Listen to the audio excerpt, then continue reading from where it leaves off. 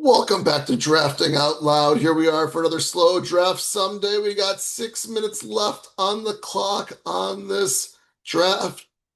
Let's get into it. We are in the 11th round, the beginning of the 11th round. We got a 2-3-3-2 going on. So I think we essentially kind of got to be done at QB and we got to be done at tight end.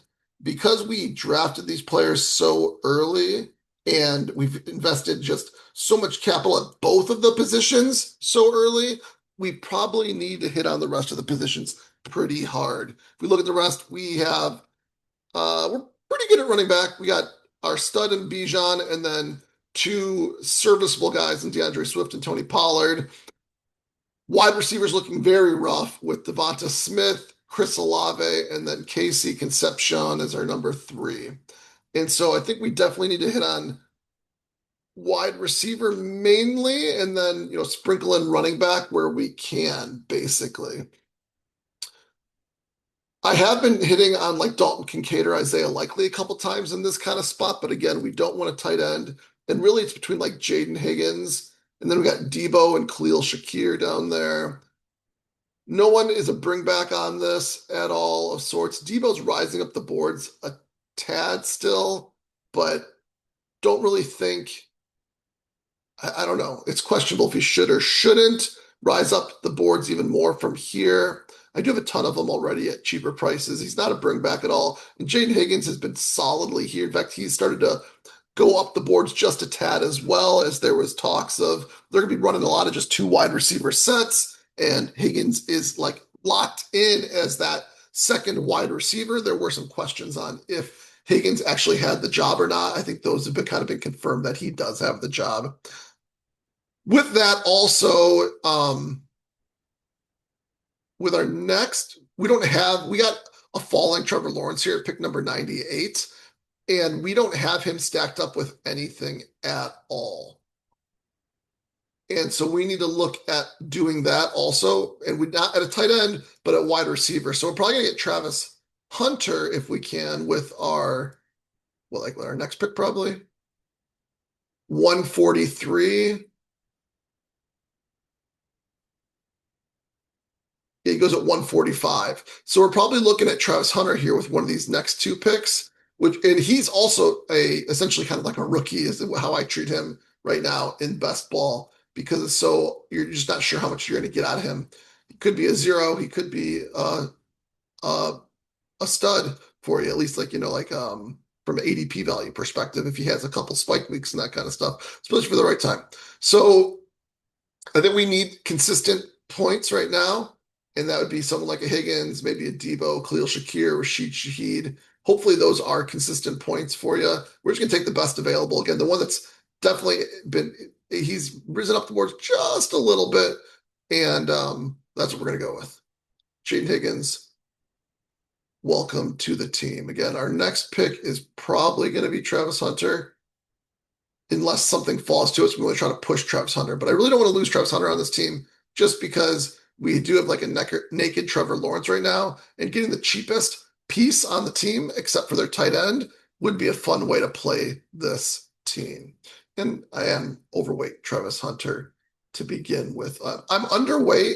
What's funny is I'm overweight Travis Hunter. I'm pretty sure. Let's go to our leverage lab. Let's take a look.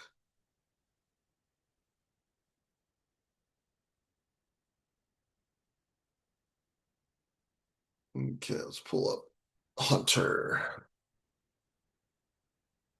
Yes, 16%. So double the field on Travis Hunter. And I only stacked him up, you can see here, one time out of the 13 times. So I've definitely just been playing like naked Travis Hunter or bringbacks on probably, a couple bringbacks. Let's see how many.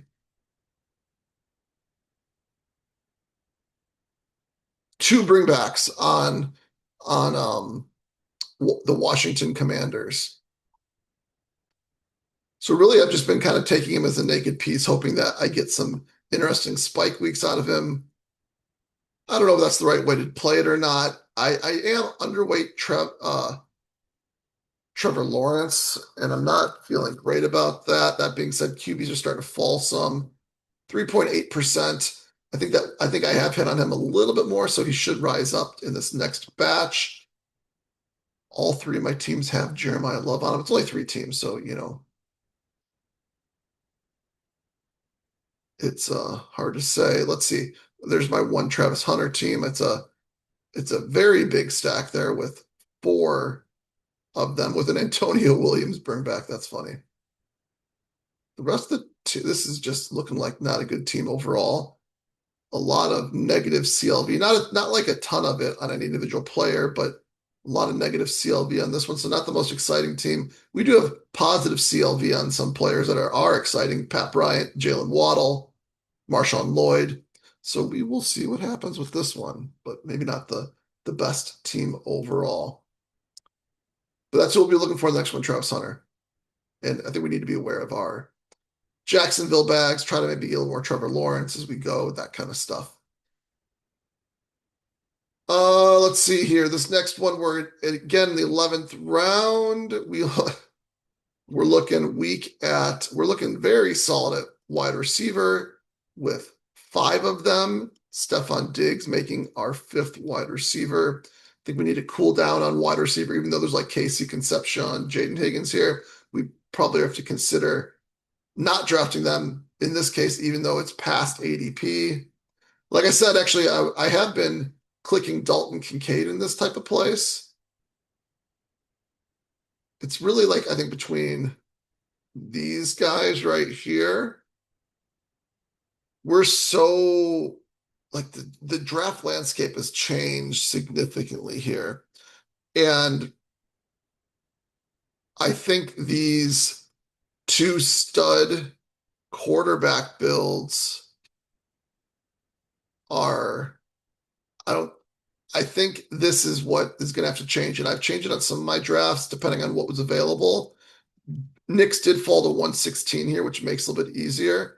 But we could get away, I felt like, and maybe we'll find out I'm wrong, but I felt like we could get away with drafts where you're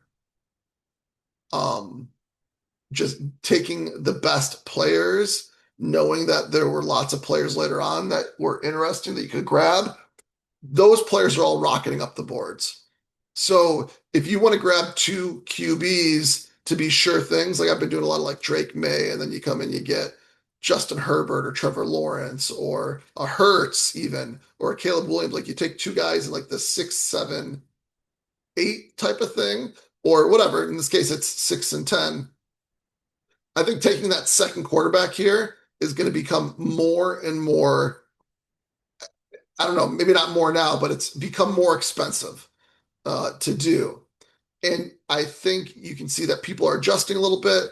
And what's funny is the quarterbacks are falling down. I don't know if it's funny, but they're falling down a little bit as people like Ja'Cory Krosky Merritt and Deebo Samuel and Stefon Diggs, Jonathan Brooks are gaining some steam.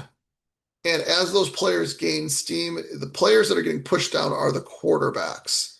And so if you're taking 2 quarterbacks early, you're not able to get some of those players later on, which means now you have that heavy capital quarterback and you don't feel like you can invest wisely in your other positions because all those players are steamed up and you've lost the opportunity to draft those players as well. So I guess what I'm saying is that I think we need to be changing up our build strategy for future drafts because of the landscape. The players that we think are good bets are rising up, and we need to make sure that we're still getting some of those players because I think the players they're going to replace with later down on the board are just not that good in a lot of cases. And so we got to make sure that we get our consistent players we can rely on earlier on. Know that the quarterbacks are going to push down a little bit. We can still get consistent quarterbacks, maybe not as good, but consistent quarterbacks later on. And then therefore our garbage picks at the bottom don't hurt as much. If we do draft 2 quarterbacks early, then we're stuck into having those garbage picks play a lot more of a role in our team. We need to find more players down here that are interesting.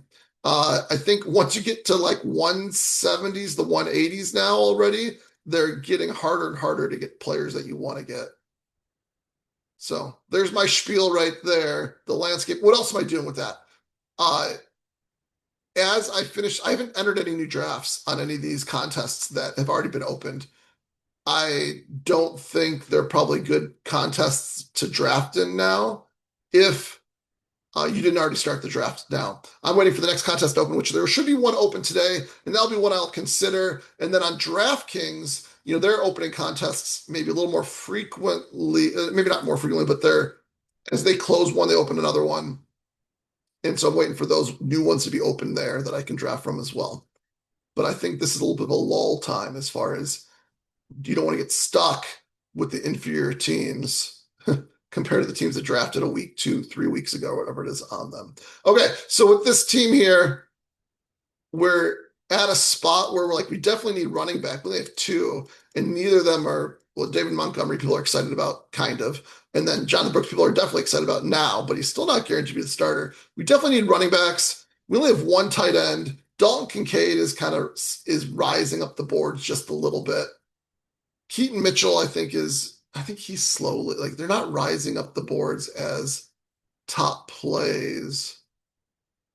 Let's take a look here. Go to our underdog ADP, underdog market movers.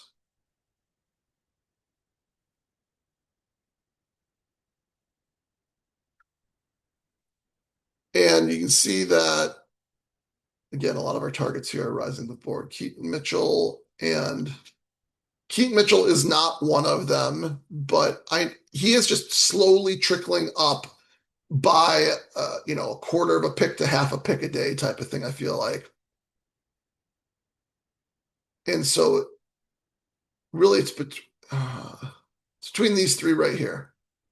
Dalton Kincaid is also rising up the boards. And one thing that I haven't looked at a lot, which I feel like I should be taking into consideration, is where your value is between underdog and DK. And look at this, Dalton Kincaid, 3, 4, 5, 6, the seventh best pick here on the board from a value perspective. And I think he's just as valuable, if not more valuable, on underdog than DraftKings. He's not getting a million touches. He's not running all the routes. And so you're relying on some spike weeks, and he hasn't been the most prolific touchdown catcher, but I think you definitely need some touchdowns out of Dalton Kincaid as well. He's either just equally the same on both of them, or I guess you could argue maybe a little better on DraftKings if he gets a lot of routes but no touchdowns, or he's better on underdog if he doesn't get all the routes, but maybe he gets a couple more touchdowns type of thing. So I think he should be more equal on both sites. He's not. So is Isaiah Likely here. I think that's a tougher click, but people are talking about him now too. So I think you just going to be aware of what the market's saying, trying to do that. So it's between Dalton Kincaid, Aaron Jones, and Keaton Mitchell. If we get Dalton Kincaid, we could be done at 2 tight ends if we want to, and then we got to hammer these. There's not a lot of running backs and exciting positions later on. That being said, if we look at the board here, this guy's already got 4. Like, could we push one of them around? That's going to be tough. I really don't care which one. I don't really care which one. It could be either one of them. This guy's got 4 running backs already, 3 in the first 5 rounds, and then Monangai in the 8th. He should be stopping. This guy's got 3 with the first 3 picks. He really shouldn't be drafting another one anytime soon. This guy's got 0 tight ends. This guy's got 1 tight end, 0, 1, 1. So a lot of 0 and 1 tight ends. And most of the top tight ends go in well, actually, look at this. Bowers went in the half, McBride went in the, okay, so a lot of the good tight ends went on the right hand. This guy monopolized 2 of the tight ends.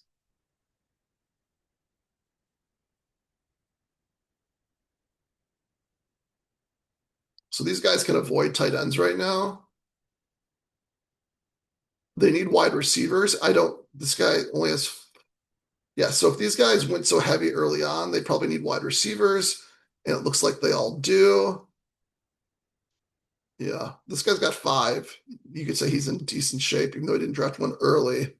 He's got 4 running backs. Also, he shouldn't take it. This guy's got 5 running backs. This guy's got 3 running backs, 5 wide receivers too. He did the same thing as this guy a little bit with heavy to start.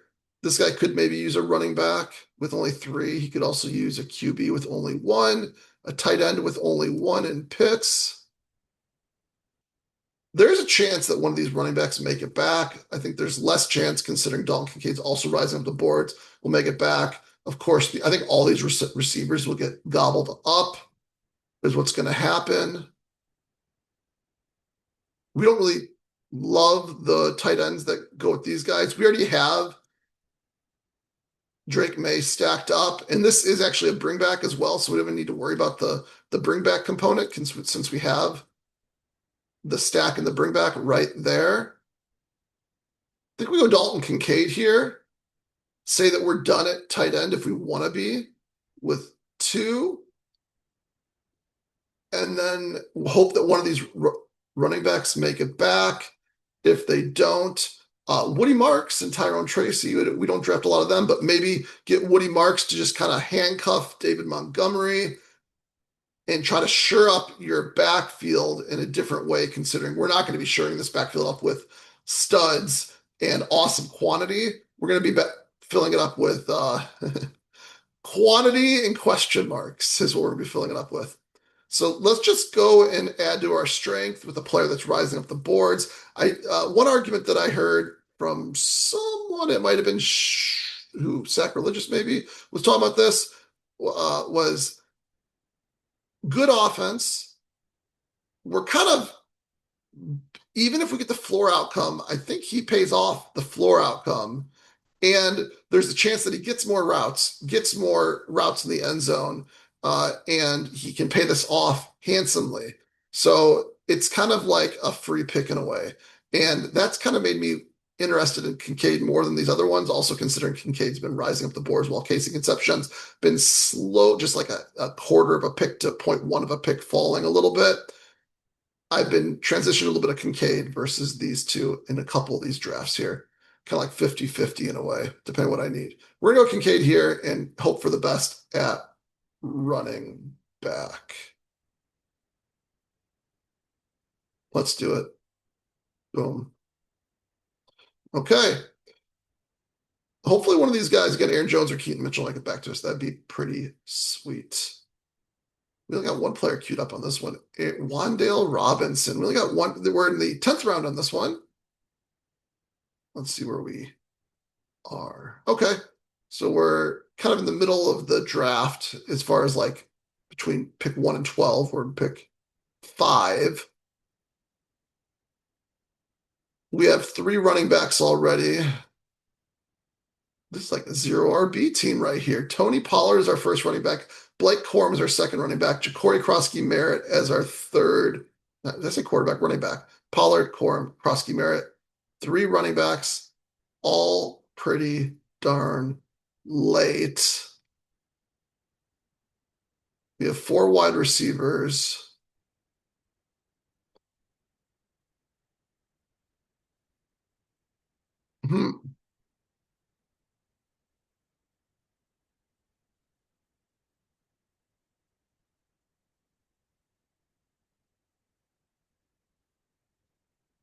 I think both of these players are in play here.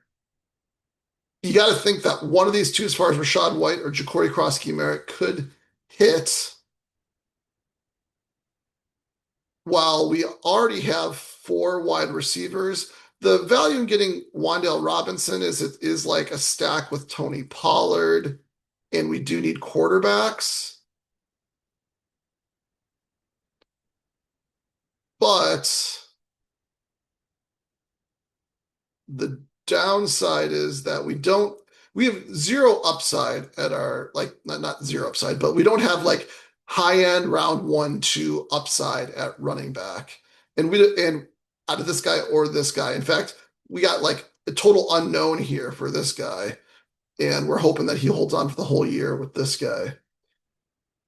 I think it makes sense to at least, as we're talking this, as looking this through here, and Wan'Dale is kind of ticking up the boards just a little bit, but we have 4 wide receivers. Sorry, 4 of our first 5 picks were wide receivers. I think we need to make sure we have points at running back. And while I'm betting on Ja'Cory Krosky-Merritt to be the starter there probably are games where White gets more of the points, maybe. Running back just dries up after this, like hardcore, as we saw. We're banking on some other players here. Let's see. If we go Rachaad White, then we're back to the same bet we had before. One of these wide receivers or tight end. We do need a second QB as well. I guess if Matthew Stafford made it all the way, we don't have Matthew Stafford queued up here. He's not going to make it. This guy's got Puka. We got Blake Corum, but I don't think we want to go and try to. I don't think we need to worry about that right now, even though I wouldn't mind getting Stafford with Terrence Ferguson. We got a ton of Terrence Ferguson. We have very little Matthew Stafford. So at least we are betting on some of these offenses with some of their players if it's not the QB.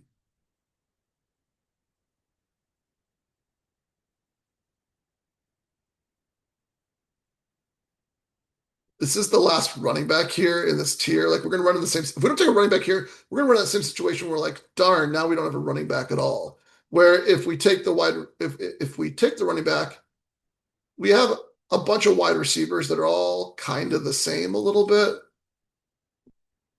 And if we want to, we can always just get our second tight end. Just like the other draft, say like, okay, we're done. We're potentially done with two tight ends. We could do that as well. And it opens up another stack potentially, right? Like Jaden Higgins opens up a stack.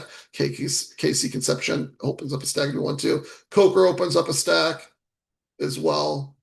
Shaheed opens up a stack if we wanted to go that far down also, which maybe makes sense. We have JSN. We could kind of monopolize the Seattle thing to make sure that we have that as an option. Or we take Higgins. That way it opens up JSN and CJ Stroud. Those are both options. There are so many teams that only have one QB over here. Where's Nico Collins at? He's right here. He's one pick.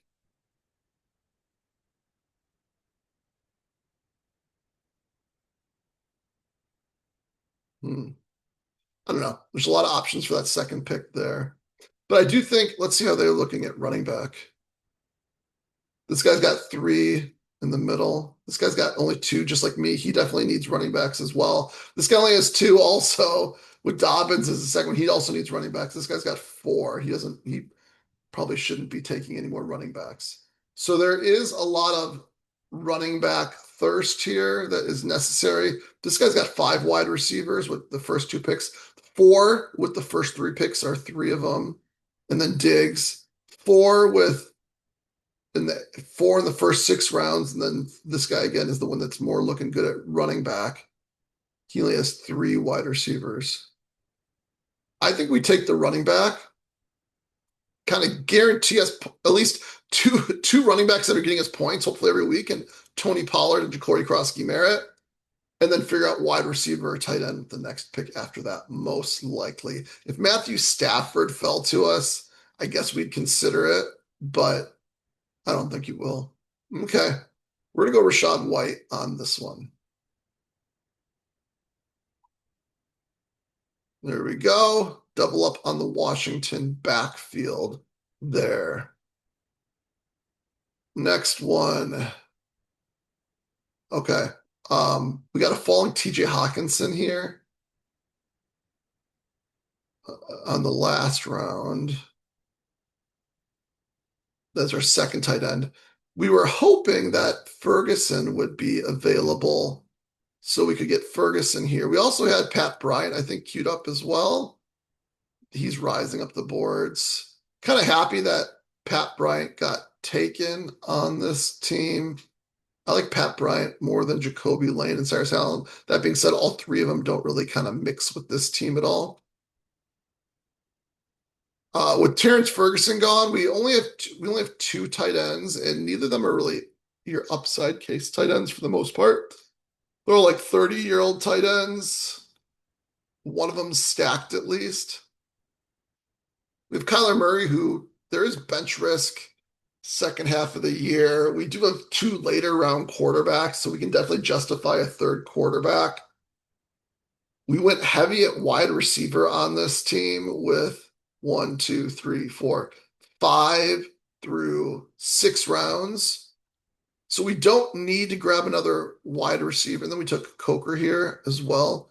We don't need to grab another. Oh, we were okay. This is the one where we pulled up Marshawn Lloyd to 158, saying that more likely that Bryce Young makes it to us at 179 than Marshawn Lloyd making it to us at 179.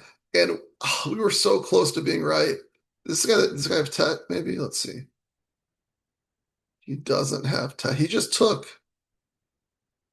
a naked Bryce Young there. That's that's unfortunate. Darn, we were so close to getting Bryce Young to go through. We could have taken Hawkinson here and then Bryce Young right here. That being said, this is a more exciting one, I think. We can take Fernando Mendoza. I think he makes the most sense, again, considering how strong we are at wide receiver already. That's cool. We got Parker Washington stacked up with Trevor Lawrence. We did take Trevor Lawrence a little early, it looks like. Just at the... And then we missed out on Downs. We got Brooks instead for one of our 5. 1, 2, 3. So this is an interesting 5 running back room here. It's like definitely a hero running back room. Brooks there's looking very smart now, considering what's going on. I definitely probably had like Brooks or Downs queued up for that one. Brooks probably makes the most sense considering how strong I went at wide receiver to start.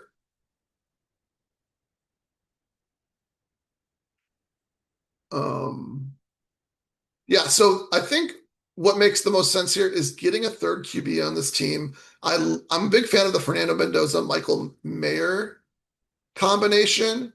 Mayer did catch a touchdown yesterday in preseason. When it gets to these lower tight ends, like whatever, they're all nothing, I think, for the most part. Kenyon Sadiq could be something, although wasn't super excited about him before, and now he's having more issues. If he made it back to our next pick, we'd consider it. We'd have to. In fact, we might consider like 2 more tight ends on the team, make it a 4 tight end build.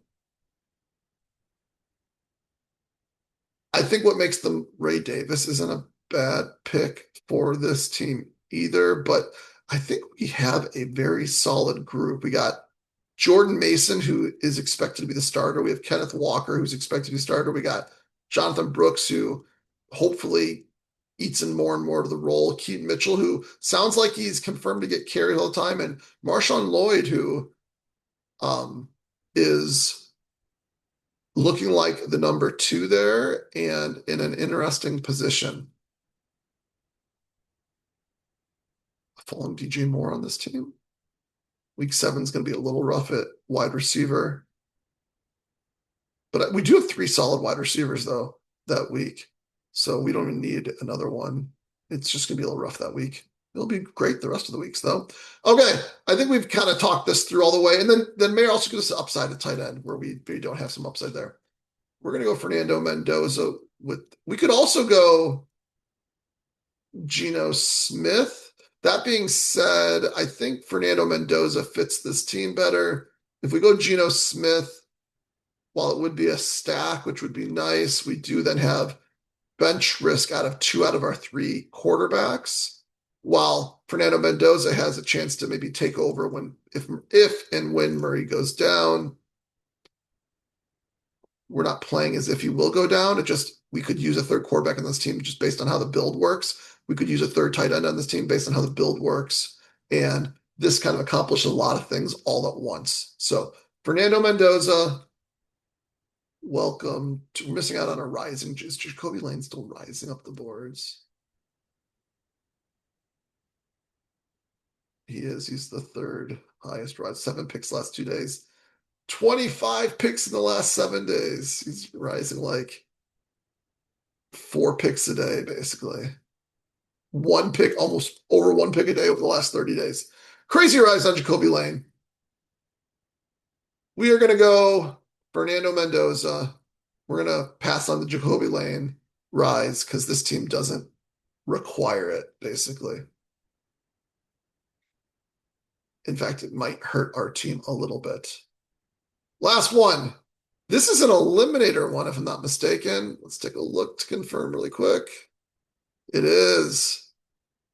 I've been drafting a lot of Ladd McConkey, as you know, but I don't think I'm going to do it in this one, even though I was so excited to do it. He fell 4 picks past ADP on these. But week 7, there's just so many players on week 7 that are of interest. I think the better, smarter play is to take a running back that's week 7 instead. Oh gosh, maybe not. Maybe it's just to take Quinshon Judkins week 11 or Bucky Irving week 10. Let's see. Because we want to consider like Ja'Cory Krosky-Merritt here at 89. That's also week 7. And we can't do that. It's harder to do that. We take Tootin. And we want to consider someone like Parker Washington or Stefon Diggs, wherever he is down here. Right there later on as well. And that's week 7. So I think we want to avoid week 7, if you ask me. Because we just want to, I think there's interesting, better value plays at week 7 later on. I think these are fun plays. They're good plays. I just don't know if they're the right plays for Eliminator if we want to keep our options open to other week 7 players later on. It also gives me a chance to be a little more different with my teams. I have a lot of Ladd McConkey. I think I have getting more Tootin than I had before. I don't have as much Quinshon Judkins in regular best ball. Let's take a look at this really quick. Ladd, right? I'm going to have a lot of Ladd here probably. 13%, so 1.5 the field. Tootin. I might be underweight Tootin right now, but I think slightly underweight, but I think I'm catching up there on that one. Judkins, where am I with Judkins? See, I'm only 2.5%. So this gives me a chance to get unique compared to my regular best ball teams. And it maybe gives me more flexibility later on at a bye week where there's a lot of intriguing players. Yep. Okay. We're going Quinshon Judkins here. I think it makes a lot. And we need running backs go off flat the boards in these drafts. So getting Quinshon Judkins here is nice. And then there's week 7 Terry McLaurin. There's week 7 DJ Moore. There's week 7 Parker Washington over here. While when it comes to running back, Ramondre Stevenson is week 11. That's a fun pick, maybe. We have to pull him up 10 picks, and he's probably not going to get to 68. So we're probably not going to find week 11 Ramondre Stevenson on this team. In fact, we're going to maybe try to get, these guys over here like Jonathan Brooks and Ja'Cory Krosky-Merritt or whoever else falls to us. Okay, Quinshon Judkins, welcome to the team. Boom, I like that. On to DraftKings. 16 minutes left. Whoo! Good thing we got this. Okay, we got a bunch of these end of drafts are looking so ugly. This is not mistaken. This is the one where we got Jacoby Lane at 190. We were really hoping that Pat Bryant would get to us at pick 195. He didn't, unfortunately. So now we got like a handcuff wide receiver in Bateman. Do we need like a handcuff wide receiver? We got Chase, Collins, Smith, Stribling, Cooper, Wicks, Lane. We don't need a handcuff wide receiver, so that would not be a reason to take Bateman. 17-8. We have 4 picks left in the draft. We only have 4 running backs. We start with Cam Scatabo and Tootin. There goes Tootin. And then Ramondre Stevenson. Hey, names. And then Ja'Cory Krosky-Merritt. So a bunch of names we're talking about. Not the strongest backfield, but not the weakest backfield. Let's see what they got about Vidal. I think it's just probably saying like he will get touches as well. Oh, for the preseason game.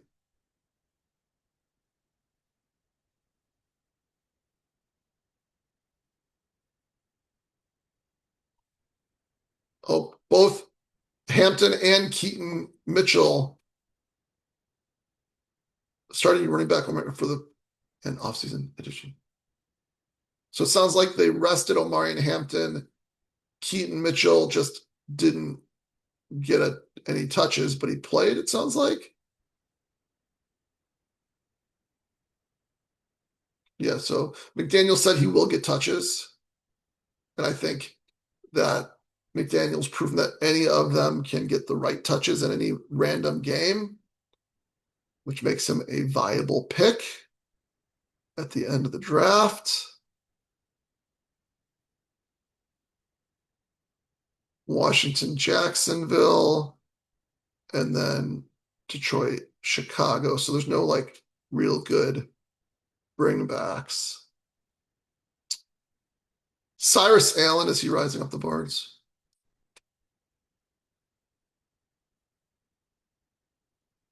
Pretty sure he is. There he is, still rising, which is crazy. I don't know how to feel about that. Don't know how to feel about that.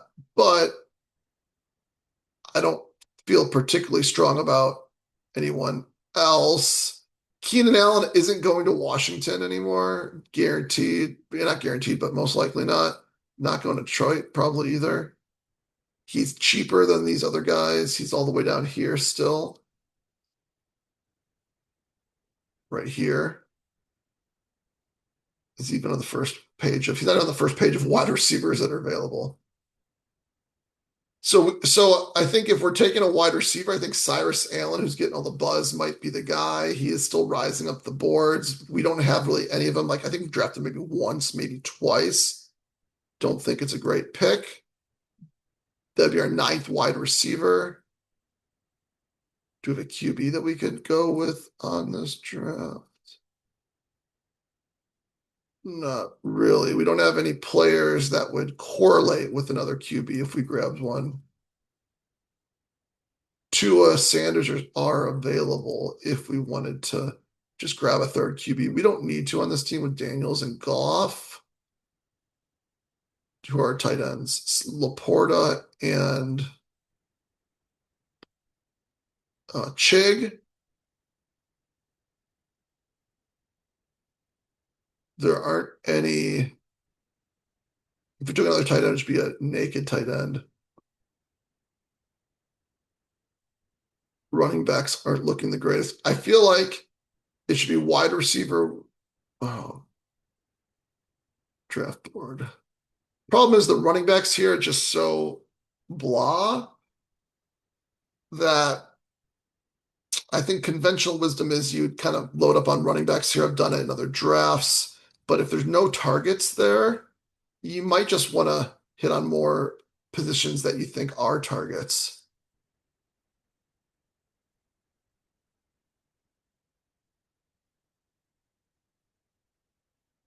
We'd take Jared Goff here at 99.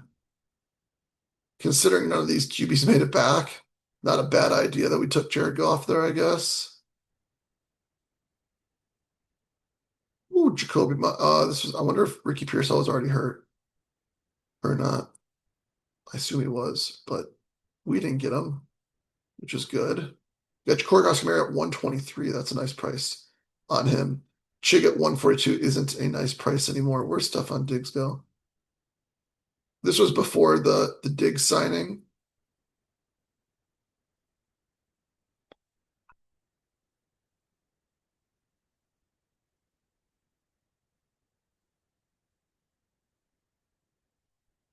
Yeah, I don't think it matters what we take for the most part. I think a third QB is in play, a third tight end is in play, a fifth running back is in play, maybe a sixth if news comes out and there's someone to grab. But I think just a ninth wide receiver is in play as well, not because we need it, but because we'll just add to a position of strength with more strength.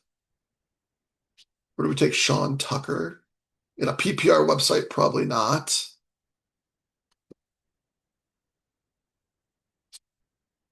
We're gonna take Cyrus Allen, rising up the boards.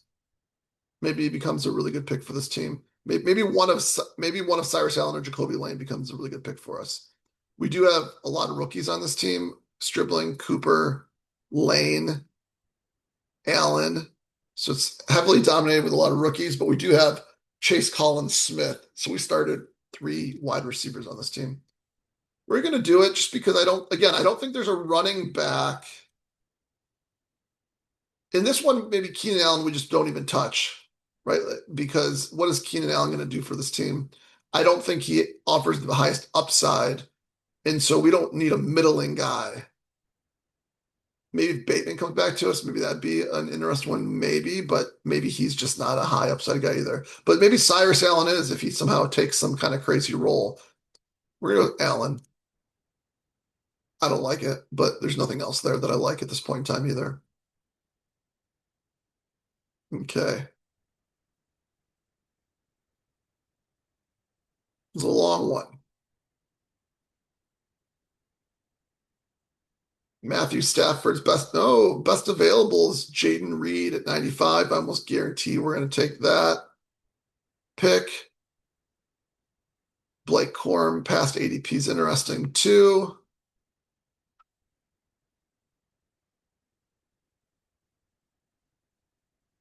This is an interesting spot because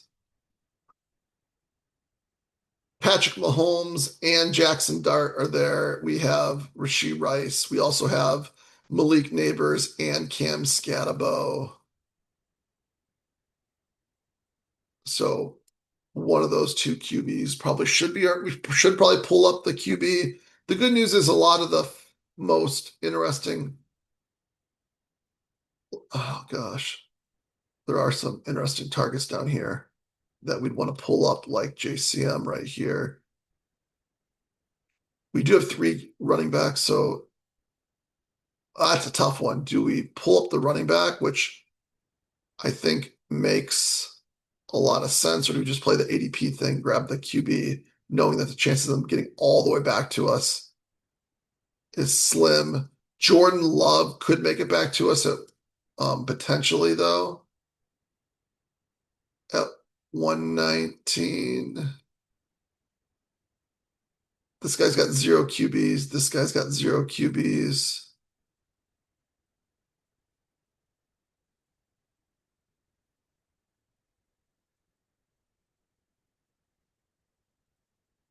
This guy's got, yeah, just like QB's gonna go crazy in the next, a bunch of them go off the board, so you're just kind of like rolling the dice. How many QBs does this guy have? 1 QB. I think we're definitely going Jaden Reed here with this pick, and then I don't know what we're doing the next one. I like some of the running backs, and we could definitely use a 4th running back. I also like, the running backs, and then the QB again is what we're building out. So we'll figure it out. We're gonna go Jaden Reed with this pick. I think that makes a lot of sense. We'll have a very strong 4 wide receiver room here, I think. Jaden Reed, welcome to the squad. We got one more, last one. What do we got here? Lamar Jackson is queued up. We're pick 52. Josh Jacobs has fallen to pick 52. Oh, that's tough.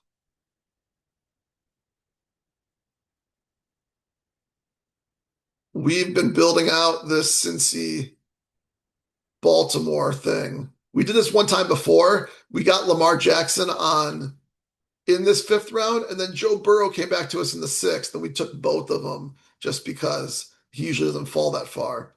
And it stacked because we had Henry, Chase, and Flowers. I wanted to do it again and only get like Lamar and see what happened. And I feel like we got to pass on Lamar here. Josh Jacobs in the 5th round. People are getting scared about about this suspension thing, which still a risk. I don't feel like the new news was really news, but maybe it was. Josh Jacobs is already a value, it looks like, on DraftKings relative to underdog. Is he falling down the boards at all? He is. About a pick in the last 2 days, 2.5 picks in the last 7 days, 3 picks in the last month. So basically, all the movement down has been recent. I think he was slowly kind of tracking up just a tad before he started going down here again. It's funny that there's players that are falling down the board faster than Ricky Pearsall. Like, how is that possible? Isaiah Pacheco hurt. Makai Lemon somehow falling down the board faster, or just as fast as Ricky Pearsall is funny.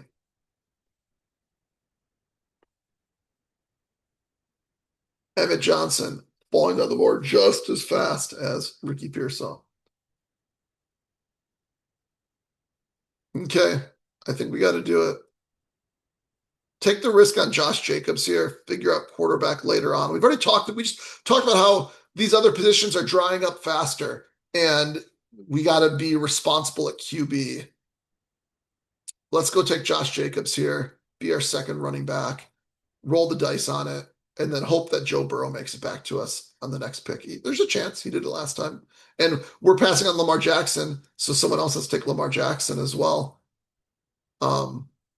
Let's do it and figure it out. It would be nice if Josh Allen didn't get drafted so early. That way I'd have a little more cover over here on this part of the board.